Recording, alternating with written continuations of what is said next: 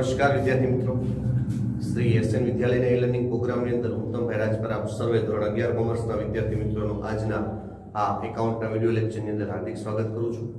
આજે આપણે ધોરણ 11 ની અંદર ચેપ્ટર નંબર 4 આમનોંધ ચાલે છે એ આમનોંધના ચેપ્ટરમાં આપણે જીએસટી વાળો પોઈન્ટ સમજવાનો છે। હવે જીએસટી વાળા પોઈન્ટ ની અંદર જોઈએ તો દાખલા નંબર 16 દરેક વિદ્યાર્થી મિત્રો પાસે પેજ નંબર 107 છે।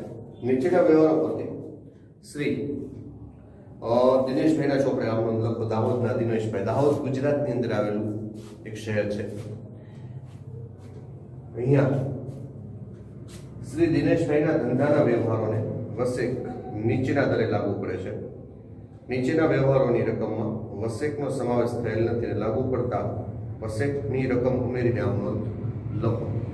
अच्छा मित्रों, હવે અહીંયા આપણે આઈજીએસટી એસજીએસટી અને એના વિશે તમને આગળ સમજાવેલું છે કે ભાઈ ચેપ્ટર નંબર આપણે એનું અલગથી આખે આવી ગયું ત્રીજા નંબરનું ચેપ્ટર।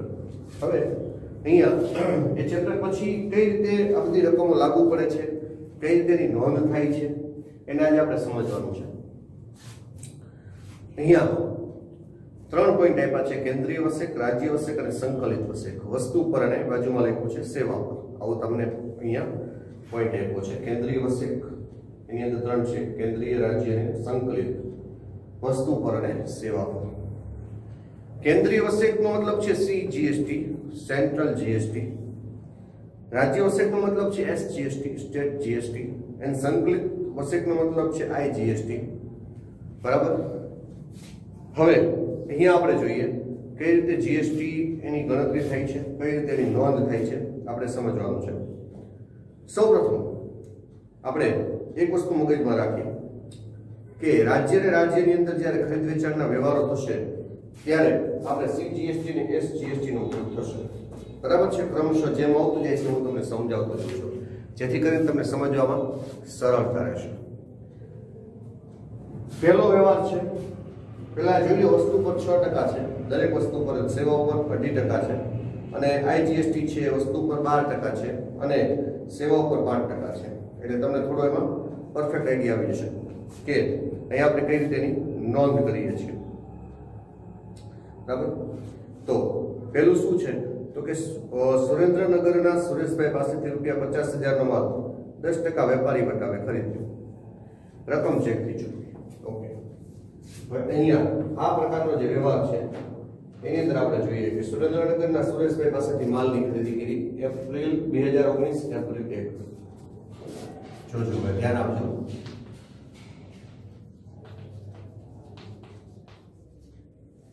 આપણે ખરીદી કરી છે। ઓકે। નોંધ કરશું ખરીદ ખાતે ઉધાર, જેમ આપણે રેગ્યુલર આમ નોંધ કરતા તેમ નોંધીશું પહેલા તો ખરીદ ખાતે ઉધાર। ઓકે। આટલું તો તમને આઈડિયા આવે। अच्छा, કેટલા રૂપિયાનો માલ હતો તો કે 50,000 નો માલ હતો। 50,000 ના કેટલા ટકા છે? 10%। તો 50,000 ના 10% આપણે વેપારી વટાવ બાદ કરીએ। 50,000 માઈનસ 10%, વેપારી વટાવ બાદ કરતા વધતી રકમ આવી 45,000। બરાબર છે। આ 45,000 રૂપિયાની આપણી ખરીદી થઈ। એ રોકડ વટાવની વાત નથી, ખરીદ ખાતે ઉધાર 45,000। ત્યારબાદ આગળ જોઈએ। હવે અહીંયા આટલું પૂરું થઈ ગયું। આપણે તો રકમ શેનાથી ચૂકવી દીધી છે તો કે રકમ ચેકથી ચૂકવી દીધી। જો તમે અહીંયા સીધી સાદી આમનોંધ લખતા હો તો તમે લખી નાખે તે બેંક ખાતે જમા। ખોટું છે, અહીંયા આ શક્ય નથી। જીએસટી નો પોઈન્ટ એવો એટલે કે ખરીદીને લગતા જ્યારે વ્યવહાર છે ત્યારે તમારે ધ્યાનમાં રાખવું પડશે કે અહીંયા આપણે દાહોદના આ વ્યક્તિ જે છે દિનેશભાઈ એ દાહોદના છે। દાહોદ એટલે ગુજરાતના વેપારી સાથેનો જ્યારે વ્યવહાર થાય છે ત્યારે બે પ્રકારના ટેક્સ લાગે છે, સીજીએસટી અને એસજીએસટી। એ બંનેની નોંધ થશે। ખરીદી સમયે માલ આવતો હોય ત્યારે એને શુદ્ધ ગુજરાતીમાં કહેવાય છે આવક પૂરતી કેન્દ્રીય વસેક। આવક પૂરતી કેન્દ્રીય વસેક માલ આવે છે ત્યારે। બરાબર છે। તો એને આપણે નોંધીએ કેટલા ટકા તમારે ટેક્સ લાગ્યો સરકારનો? તો જો તમને તો સ્પષ્ટ આપ્યું તો અહીંયા કેન્દ્રીય વસેક 6% અને રાજ્ય વસેક પણ 6% વસ્તુ ઉપર, એટલે કે આ વસ્તુ છે માલની ખરીદી વેચાણ, વસ્તુનું ખરીદી વેચાણ કહેવાય. એ રીતે કોઈ પણ મિલકત છે, યંત્ર કે ફર્નિચર એ પણ વસ્તુ કહેવાય. તો એના પર 6% ગણવાનું રહેશે. તો સૌપ્રથમ આપણે 45,000 ગુણ્યા 6%, રકમ આવશે 2700. લખીશું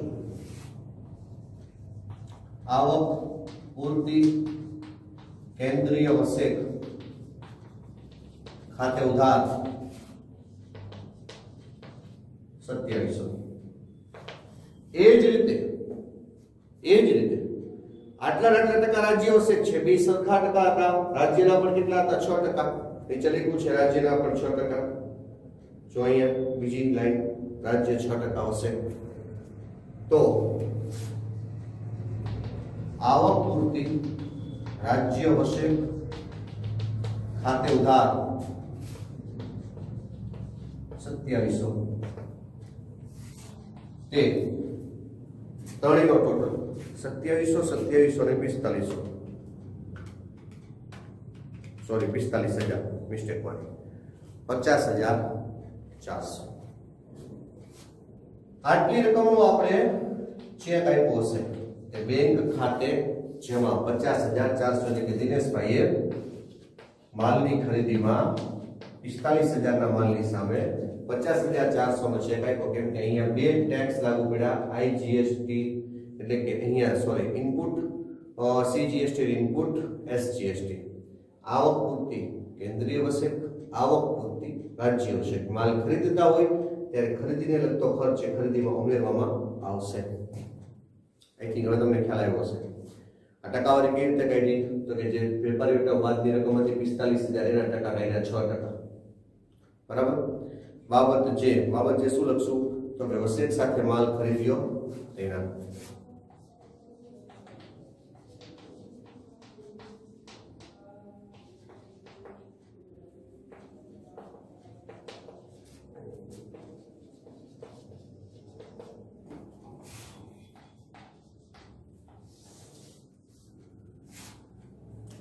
આ તારીખ 1 હતી. હવે તારીખ 4 વારાણસીના તારીખ 4. જો વારાણસી ગુજરાત બહારની વાત છે. ગુજરાત રાજ્યની અંદર વારાણસી નથી, એવું કાઉન્સમાં લખ્યું છે. ઉત્તર પ્રદેશ, ઉત્તર પ્રદેશ. વારાણસી એટલે કે ઉત્તર પ્રદેશ ના વિષ્ણુભાઈ પાસેથી 40,000 નો માલ 10% રોકડ વટાવે ખરીદ્યો. તો અહીંયા વિષ્ણુભાઈને બદલામાં કે એવું લખ્યું છે? Obviously not. કઈ અંદર ઉલ્લેખ જ નથી. તેનો મતલબ છે કે જે રકમ છે માલની ખરીદીની 40,000 ના 40,000 જ રહેશે. તો પહેલા તો લખીએ કે ખરીદ ખાતે ઉધાર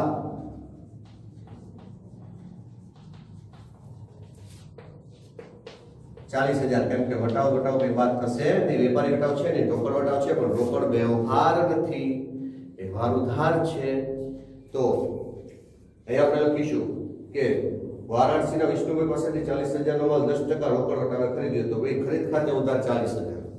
પણ અહીંયા તમે વારાણસી છે એ ઉત્તર પ્રદેશની અંદર આવેલું રાજ્ય છે. તો ઉત્તર પ્રદેશ એટલે કે રાજ્ય ચેન્જ થઈ ગયું, ઉત્તર પ્રદેશ થઈ ગયું. ઉત્તર પ્રદેશનો ભાગ છે વારાણસી. અને આપણે છીએ દાહોદના દિનેશભાઈના ચોપડામાં નોંધીએ છીએ ફર્સ્ટ ઓફ ઓલ. તો અહીંયા કેન્દ્રીય કે રાજ્ય એક વસેક લાગુ પડશે નહીં. જ્યારે રાજ્ય એક રાજ્યમાંથી બીજા રાજ્યમાં વેપાર થતો હોય ત્યારે સંકલિત વસેક લાગુ પડે. કઈ વસેક લાગુ પડશે મિત્રો? સંકલિત વસેક. એટલે કે અહીંયા માલ ખરીદી છે, આવક પૂરતી સંકલિત વસેક ખાતે ઉધાર. રકમ એના ટકા છે 12. આવક પૂરતી સંકલિત વસેક એટલે કે આઈજીએસટી એના ટકા છે 12. આપણે લખશું આવક પૂરતી, આ રાજ્ય વસેક હતું, આ કેન્દ્રીય વસેક હતું. હવે શું આવશે? આવક પૂરતી સંકલિત વસેક.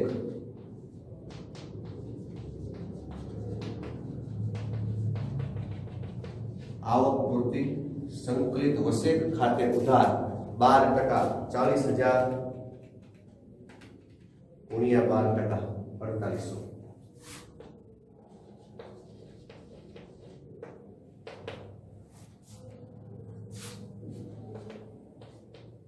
તે આપણે કોની પાસેથી માલ ખરીદ્યો છે? વારાણસીના વિષ્ણુભાઈ પાસેથી.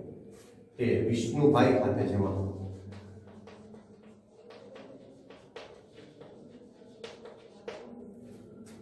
રકમ બેનો સરવાળો 40 + 4 800 44,800 બરાબર છે મિત્રો. અહીંયા બે પોઈન્ટ ફરીથી તમને સમજાવું. જ્યારે માલની ખરીદી આપણે રાજ્યમાંથી કરતા હોઈએ, એટલે કે ગુજરાત રાજ્યનો વેપારી ગુજરાત રાજ્યના જ કોઈ વ્યક્તિ સાથે વ્યવહાર કરતો હોય, ખરીદીનો વ્યવહાર છે, તો ખરીદીની રકમ તો ઉધાર થશે જ. સાથે સાથે જે બે ટેક્સ છે, રાજ્ય વસેક અને કેન્દ્રીય વસેક, વસ્તુ ઉપરના હોય તો વસ્તુની ખરીદ વેચાણ થતું હોય તો વસ્તુ ઉપરના ટેક્સ લખવાના. સેવાના ખરીદ વેચાણની વાત હોય, સેવાની આપણીની વાત હોય તો સેવાના ટેક્સ લખવાના. અહીંયા માલની ખરીદીની વાત છે તો માલની ખરીદીને લગતા જે ટેક્સ છે એની નોંધ કરી. આવક પૂર્તિ કેન્દ્રીય વસેક ખાતે ઉધાર 45,6%. આવક પૂર્તિ રાજ્ય વસેક ખાતે ઉધાર 45,000,6%. આ પણ 45,000,6% હતા. કદાચ બોલવામાં 4500 બોલાઈ ગયું તો માફ કરશો, એ 45,000 જ છે. 45,000,6%, 6% બે ટેક્સની નોંધ કરી તે બેંક ખાતે જમા. ટોટલ 50,400 આવ્યા. એ જ રીતે બીજો વ્યવહાર જે આવ્યો ને એની અંદર અહીંયા આજે માલની ખરીદી કરી એ ક્યાંથી થઈ તો કે વારાણસીથી ખરીદી થઈ. રાજ્ય ચેન્જ થઈ ગયું. રાજ્ય ચેન્જ થઈ ગયું તો એનો મતલબ શું થઈ ગયો કે અહીંયા હવે આવક પૂર્તિ કેન્દ્રીય કે રાજ્ય વસેક લાગુ નહીં પડે. અહીંયા આવક પૂર્તિ સંકલિત વસેક લાગુ પડશે. સીધા 12%. પહેલા 6% બે પાર્ટ હતા, એની જગ્યાએ સીધું શું બની જશે? 12% આવી જશે. તો આવક પૂર્તિ સંકલિત વસેક ખાતે ઉધાર 40,000 ના 12% 4800. તો વિષ્ણુભાઈ ખાતે જમા 40,000 + 4,800 બરાબર 44,800. બાબત જે ઉપર મુજબ જ શું તો કે વસેક સાથે માલ ખરીદ્યો તેના અથવા તો વસેક સહિત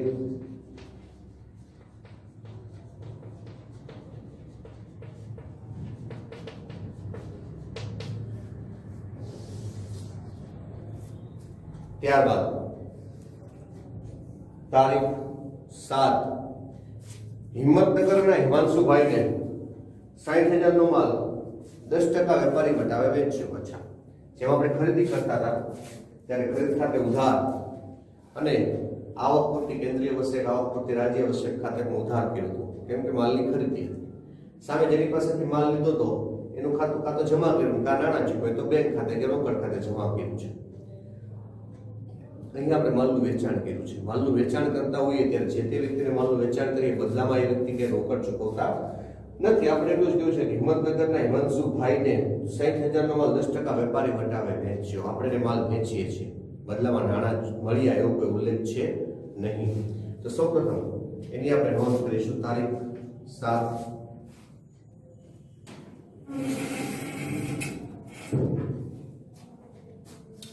તારીખ 7 એની નોંધ કરીશું. હિમાંશુભાઈ લાભ લેનાર છે, આપણે લખીશું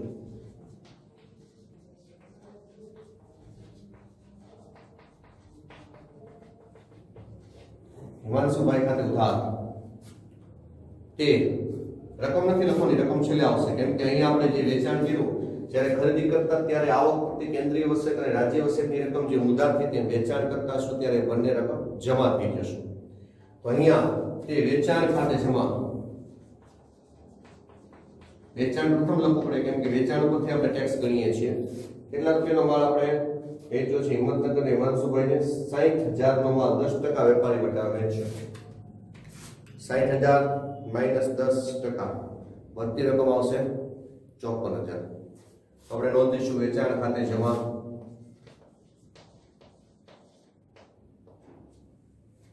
₹54,000 લેખા પછી એના પર આપણે ટેક્સ ગણવાનો છે. 54,000 ના 6%, કેમ કે અહીંયા ખરીદી કે વેચાણ બંને પર સરખો ટેક્સ છે. 6%, 54,000 × 6 અને ટકા 3240. જેમ અહીંયા આવક પૂર્તિ હતું તેમ અહીંયા જાવક પૂર્તિ આવશે.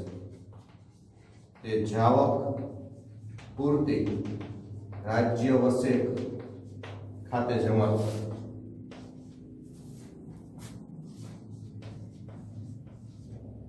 ₹3240 અને તે જાવક પૂર્તિ કેન્દ્રીય વસેક ખાતે જમા 3240 54,000 વત્તા 3240 વત્તા 3240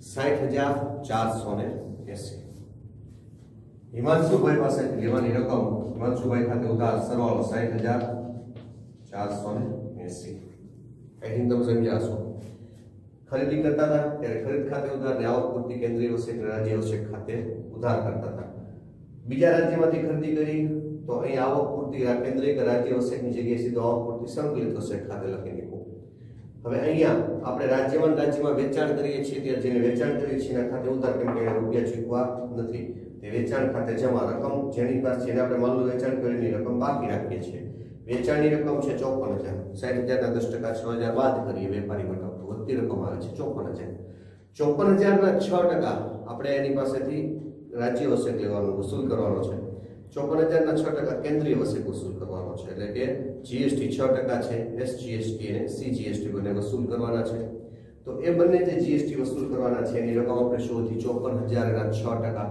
તો 54,000 ના 6% થઈ જશે 3240 બીજામાં 3240 टोटल कितना થઈ જશે તો કે 54,000 વત્તા 3240 વત્તા 3240 બરાબર 60,480 ઓકે બાબત જે પહેલા આપણે લખતા હતા કે ભાઈ વસેક સહિત માલની ખરીદી કરી તેના તો બસ અહીંયા થઈ જશે વસેક સહિત માલ વેચ્યો તેના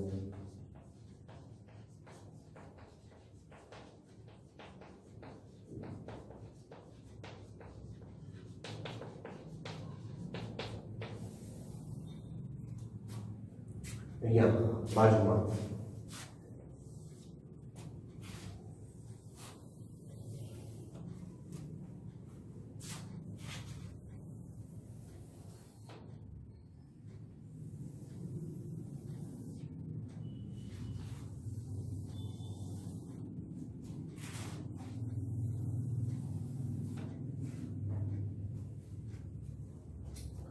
તારીખ 7 પછી तारीख 11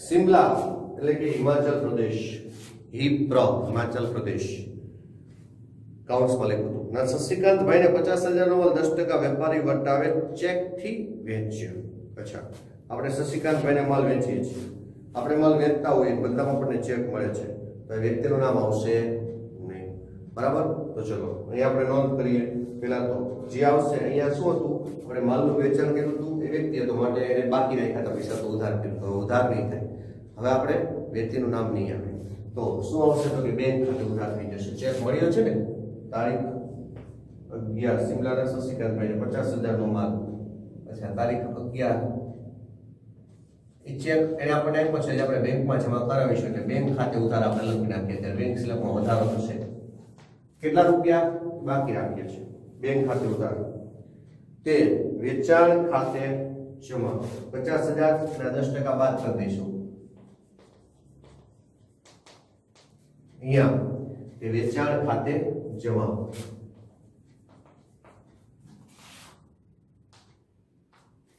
ચલો 50,000 ના 10% થાય છે 5,000 5,000 બાદ કરીએ તો વધતી રકમ કેટલી આવશે 45,000 બરાબર અને તે જાવક પૂર્તિ સંકલિત વસેક ખાતે જમા કેમ કે અહીંયા રાજ્યની અંદર જ્યારે વ્યવહાર થતા હોય ત્યારે બે ટેક્સ લાગુ પડે રાજ્ય એટલે કે આવક કે જાવક પૂર્તિ રાજ્ય વસેક અને આવક કે જાવક પૂર્તિ કેન્દ્રીય વસેક રાજ્ય બહાર જ્યારે વ્યવહાર થતા હોય ત્યારે સંકલિત વસેક લાગુ પડે તો સંકલિત વસેકની નોંધ કરીશું તે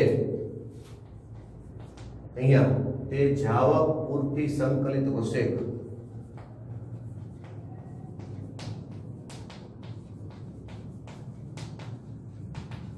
खाते जमा तो जावक पूर्ति संकलित वसેક खाते जमा रकम આપણે 12% કાઢવાનો છે તો આપણે 12% અહીંયા કાઢી લઈએ 45,000 ગુણ્યા 12% 5,400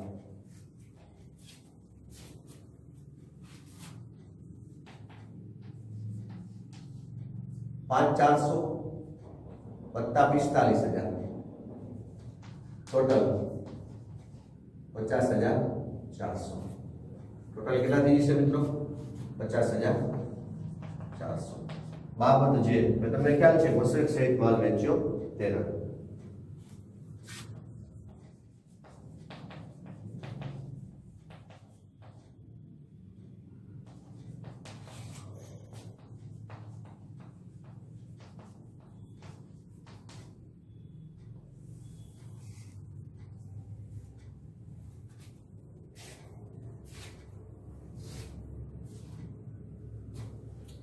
પછી તારીખ 11 પછી તારીખ 15 વિષ્ણુભાઈ ને 1/4 ભાગનો માલ વસેકની પ્રમાણ પરત કરીને વસેકની પ્રમાણસર રકમ નજરે મળી તારીખ 15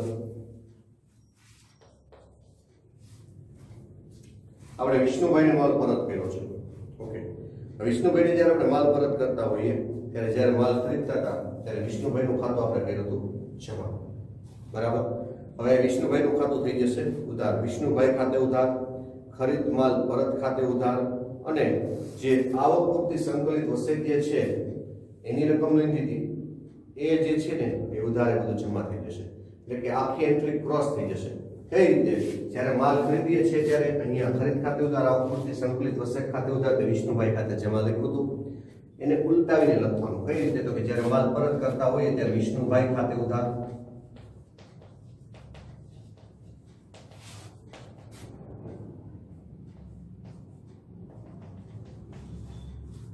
તે વિષ્ણુભાઈ ખાતે ઉધાર તે ખરીદ ખાતે જમા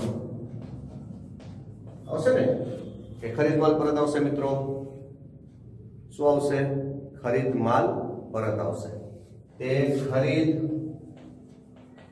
માલ પરત ખાતે જમા અને તે અહીંયા આવક પૂરતી સંકલિત વસેક જે ઉધાર છે એ જમા કરીશું તે આવક પૂરતી સંકલિત વસેક ખાતે જમા ચલો રકમ જોતા જઈએ આપણને રકમ નથી કે આપણે ફક્ત એવું જ કીધું છે 1/4 ભાગનો માલ તો 1/4 ભાગનો માલ આપણે જોઈએ તો પહેલા તો ખરીદી 40,000 ની હતી 40,000 નો ચોથો ભાગ 40,000 ભાગ્યા 1/4 એટલે ચોથો ભાગ રકમ 10,000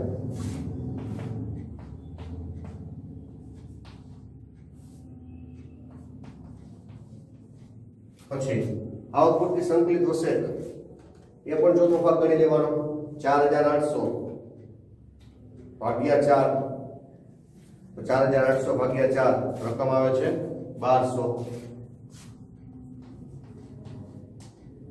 અને અહીંયા એ બંનેનો આપણે સરવાળો નોંધીશું તો કે જે સરવાળો થાય છે એ છે 11,200 10,000 વત્તા 1,200 બરાબર કેટલા થઈ જશે મિત્રો 11,200 બરાબર છે બાબત છે અચ્છા હવે અહીંયા આપણે બાબત જે લખવાની છે એની આપણે નોંધ કરી દઈએ તો કે ખરીદેલ માલ વસેક સહિત પરત કર્યો તેના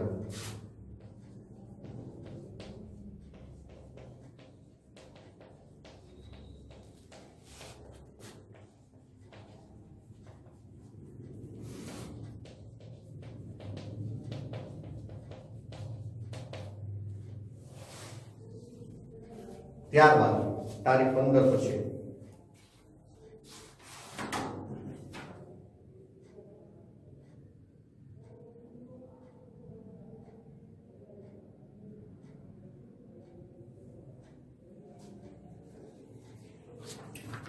તારીખ 18 તારીખ 15 પછી તારીખ 18 હિમાંશુભાઈએ 1/3 ભાગનો માલ પરત કર્યો અને વસેકની પ્રમાણસર રકમ આપણે એમને મંજૂરી આપી હિમાંશુભાઈ એ આપણને માલ પરત કર્યો છે એટલે વેચેલો માલ પરત આવે છે તારીખ 18 હિમાંશુભાઈ માલ જ્યારે પરત કર્યો હોય ત્યારે પાછું આ જે આમનો છે એને આપણે આખી ઉલટાવી લખી નાખવાની જેમ પહેલામાં કેમ હતું ખરીદ ખાતે ઉધાર હતો તો અહીંયા ખરીદ માલ પરત ખાતે જેમ આવક પૂરતી સંકલિત વસેક ઉધાર હતો તો આવક પૂરતી સંકલિત વસેક જમા કર્યું હતું વિષ્ણુભાઈ જમા હતા વિષ્ણુભાઈ શું કરી નાખ્યા હતા ઉધાર કરી નાખ્યા હતા એ સંકલિત ઉપર અનુસ્વાર આવી ગયું સંકલિત વસેક બરાબર એમાં હિમાંશુભાઈ વાળો જે વ્યવહાર છે એમાં પણ આપણે તદ્દન વાતને છે આખી આખી વિગત આપી છે બધાને શું કરી નાખશું ઉલટાવી દઈશું તો કે વેચાણ હતું એ પરત આવે છે વેચેલો માલ પરત આવે તો વેચાણ માલ પરત ખાતે ઉધાર વેચાણ પરત ખાતે ઉધાર વેચાણ પરત ખાતે ઉધાર એને 30% કીધું છે અચ્છા હવે આપણને ખ્યાલ આવે કે 54000 એના 30% આપણે કરીએ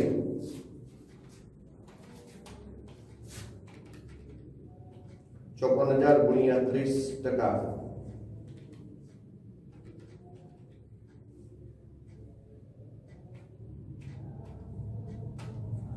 તો રકમ આવે છે 16,200 તો જો તો મિત્રો અહીં આપણે રકમ 16,200 થઈ જશે કે નહીં થઈ જાય ફરીથી જોઈએ તો આપણે કેટલા ટકા પરત કર્યો છે 1/3 ભાગ છે સોરી મારી ગણવા મિસ્ટેક થઈ ગઈ 1/3 ભાગ છે 16,000 ની થાય 18,000 થશે કઈ રીતે તો કે માલની રકમ છે 54,000 ગુણ્યા 1 ભાગ્યા 3 બરાબર 18,000 કારણ કે 30% નથી પણ 1/3 ભાગનો માલ છે 18,000 વેચાણ પરત ખાતે ઉધાર 18,000 વેચાણ પરત ખાતે ઉધાર 18,000 હવે અહીંયા બે જે રકમ છે એને 1/3 ભાગ કાઢશો તો સેમ જાવક પૂર્તિ રાજ્ય વસેક ખાતે ઉધાર જાવક પૂર્તિ કેન્દ્રીય વસેક ખાતે ઉધાર તે આપણને કોણે માલ પરત કર્યો છે હિમાંશુભાઈ તો કે હિમાંશુ ભાઈ ખાતે જમા રકમ શોધવી પડશે આપણે મિત્રો 1/3 છે તો અહીં આપણે જોઈએ કે વેચાણ 54,000 હતા 1/3 ભાગ કાઢ્યો એવી રીતે 3240 ભાગ્યા 3 તો રકમ આવે છે આપણી 1,080 બરાબર તેની નોંધ કરીશું અને બીજી રકમ પણ સેમ જ થઈ જશે 1,080 અહીંયા 1,080 વત્તા 18,000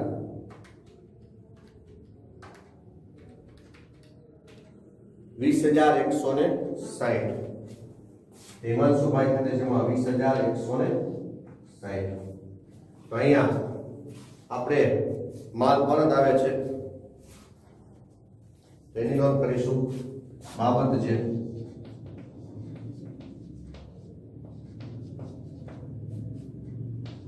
વસેક સહિત માલ પરત મળ્યો તેના વસેક સહિત માલ પરત મળ્યો તેના તારીખ 18 પછી તારીખ 25 અમદાવાદના સહજાનંદ ફર્નિચર માર્ટમાંથી 20,000 નો એક કબાટ ઓફિસ માટે ખરીદ્યો 20,000 નો કબાટ શા માટે ખરીદ્યો ઓફિસ માટે અચ્છા ઓફિસ માટે જે કબાટ ખરીદ્યો છે આપણે એની નોંધ કરીશું તારીખ કઈ છે તારીખ 25 અને ઉધાર વ્યવહાર છે ઓફિસ માટે કબાટ ખરીદ્યો છે સહજાનંદ ફર્નિચર માર્ટમાંથી તારીખ 25 અહીંયા ફર્નિચર ખાતે ઉધાર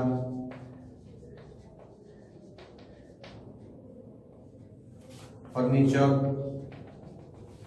ખાતે ઉધાર કેટલા રૂપિયાનો કબાટ હતો તો કે કબાટની રકમ હતી તારીખ 25 ના રોજના 20,000 અચ્છા 20,000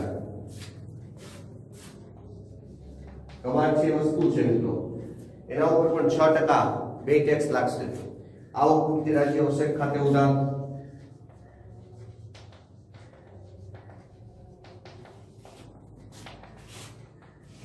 $6 20,000 ના 6% થઈ જશે 1200 અને ફરીથી આવક પૂર્તિ કેન્દ્રીય વસેક ખાતે ઉધાર 20,000 ના 6% થઈ જશે 1200 તે આપણે આ જે કબાટ છે એ ખરીદ્યો છે સહજાનંદ ફર્નિચર માર્ટમાંથી, તે સહજાનંદ ફર્નિચર માર્ટ ખાતે જમા.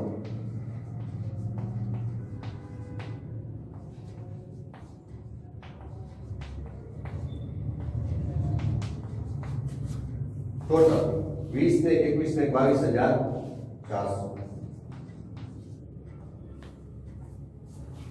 बाबत जे હવે તમે જાતે લખી શકશો કે ફર્નિચરની ખરીદી વસેક સહિત કરી તેના, તો વસેક સહિત ફર્નિચરની ખરીદી કરી તેના. ઓકે, હવે આગળ જોઈએ.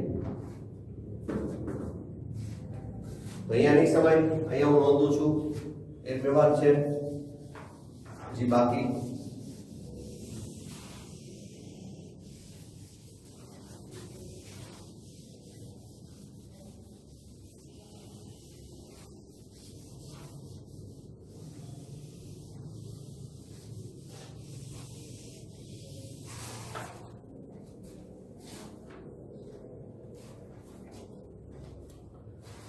दुकान भाड़ा 8,000 चूकव्या.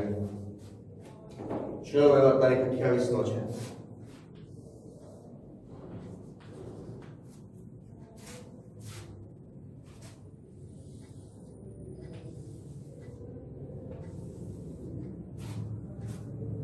दुकान भाड़ो धंधानो खर्च છે. दुकान भाड़ा खाते उधार.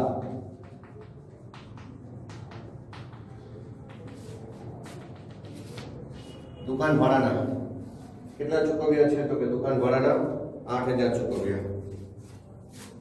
8,000. હવે જ્યારે એક સમજીએ એક સેવા જેણે પ્રાપ્ત કરી છે ને મિત્રો, એ ટેક્સ ભોગવે અહીંયા. તો અહીંયા આપણે 8,000 ચૂકવ્યા છે, માટે આવક પૂરતી રાજ્ય વસેક ખાતે ઉધાર. આ 8,000 ના આપણે સેવા ઉપર ટેક્સ આપ્યો તો અહીંયા જુઓ, આપણે સેવા ઉપર ટેક્સ આપ્યો તો જો રાજ્યમાં હોય તો સીજીએસટી 2.5% અને એસજીએસટી 2.5%, એટલે 2.5% કાઢવા પડશે. તો કેલ્ક્યુલેટર ઉપર 8,000 ગુણ્યા 2.5% 200, સોરી 200, અને ત્યાં આવક પૂરતી કેન્દ્રીય વસેક खाते उधार ए पण 200. 8,200 ને 200 એટલે 8,000 કેટલા થઈ ગયા? 400. ચૂકવ્યા છે, રોકડા ચૂકવ્યા, બેંકથી ચૂકવ્યો કયું નથી, આપણે જોઈ લઈએ. છતાં પણ નહીં, કઈ નથી કહ્યું. તેનો મતલબ છે રોકડ ચૂકવી. તો તે રોકડ ખાતે જમા રકમ 8,400. बाबत जे वसेक सहित दुकान भाड़ानी रकम चूकवी तेना.